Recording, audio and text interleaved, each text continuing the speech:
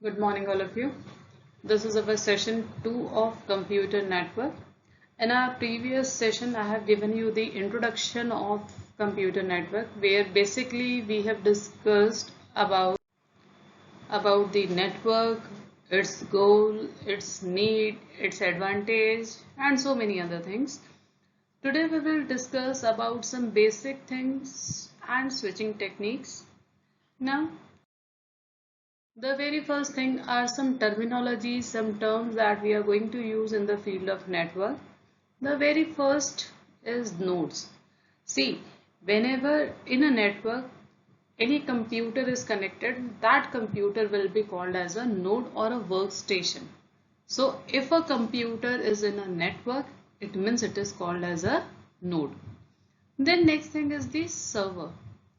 Okay, servers are big size computers. They are again in the network, but the work of server is to provide services to its clients or services to the various other computers which are connected with that server.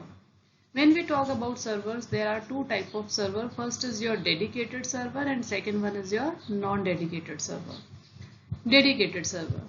With the name only you can understand that they are whole sole responsible for the serving purpose only.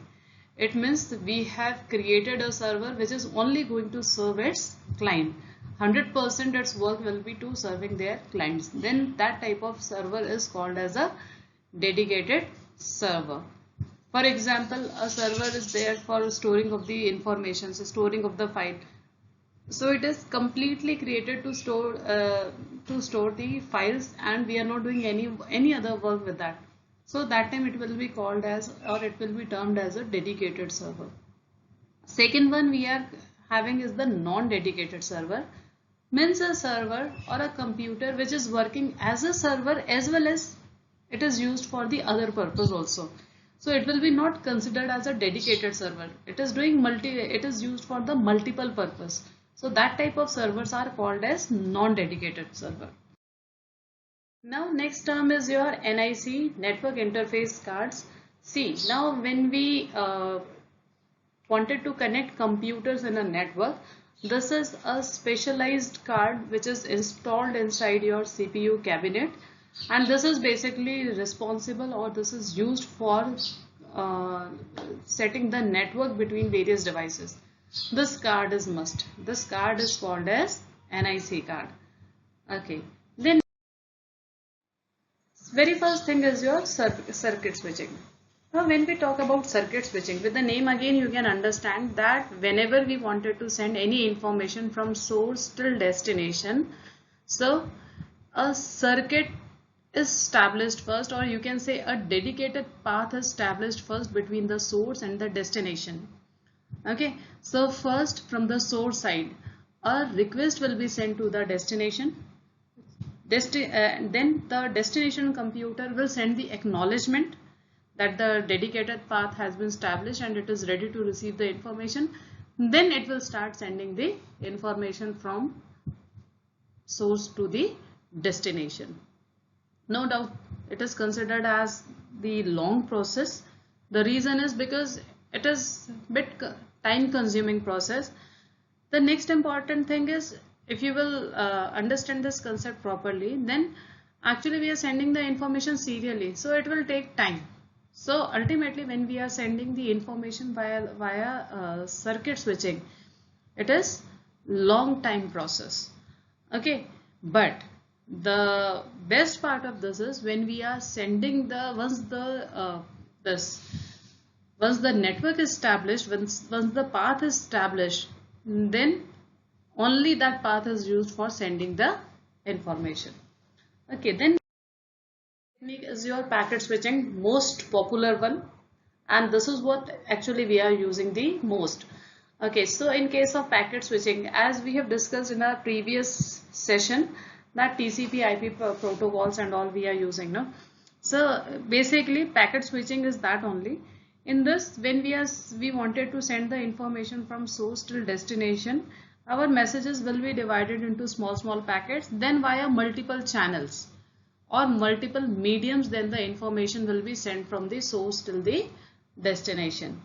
Okay, then in destination side again it will reassemble and then will be shown to the user or will be used by the user. Okay, now if we will talk about advantages or disadvantages, as it was already covered in our previous session, but still I wanted to cover here also the same thing. See, no doubt it will be considered as a fast method of sending the information because parallelly we are sending the informations. Okay, then at the destination side, suppose if any packet is not delivered, in that particular case only we will not send the complete information, only we need to send that particular packet. Okay, then next thing is it is more reliable. It is more reliable. It is considered as the fast medium of sending the information.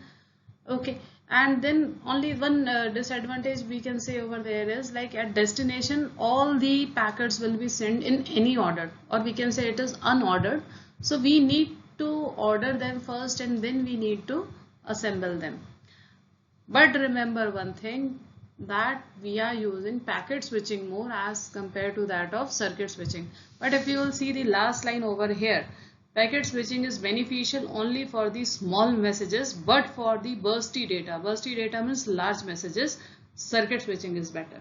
So we need to define, or we need to actually decide that whether our data is small or it is large. Then on the basis of that only we are going to decide that which switching technique we will be using. Your message switching. Okay, now in message switching, instead of using the term packets, messages are sent from the source till the destination, and so many computers are there in between the source and destination. So in that particular case, whenever we are sending any messages, it will be stored in the device first, then it will be transferred. Then next device again it is going to be stored first, then it is going to be transferred. So basically with this what we can say, that here every computer has that much capacity to store the message first, then to send it over the to the next computer. So because of that, in real-time applications this is not considered as that much effective, that how much that your packet switchings are there. Okay, now some data communication terminology, some terms are given. We'll be using these terms again and again, so you must have look of these all things. First is the channel. See, channel is nothing but the medium through which we are sending the informations. So from one computer to another computer, whichever is the transmission medium will be called as a channel.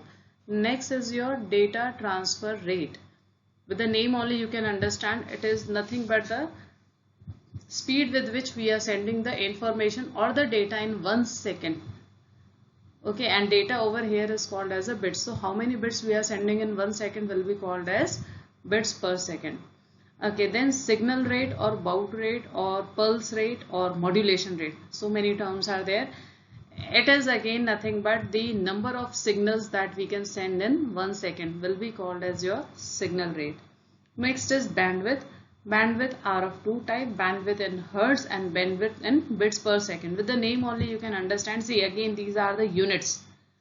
Okay, bandwidth in hertz, hertz is a unit, and bits per second, BPS, is also your another unit.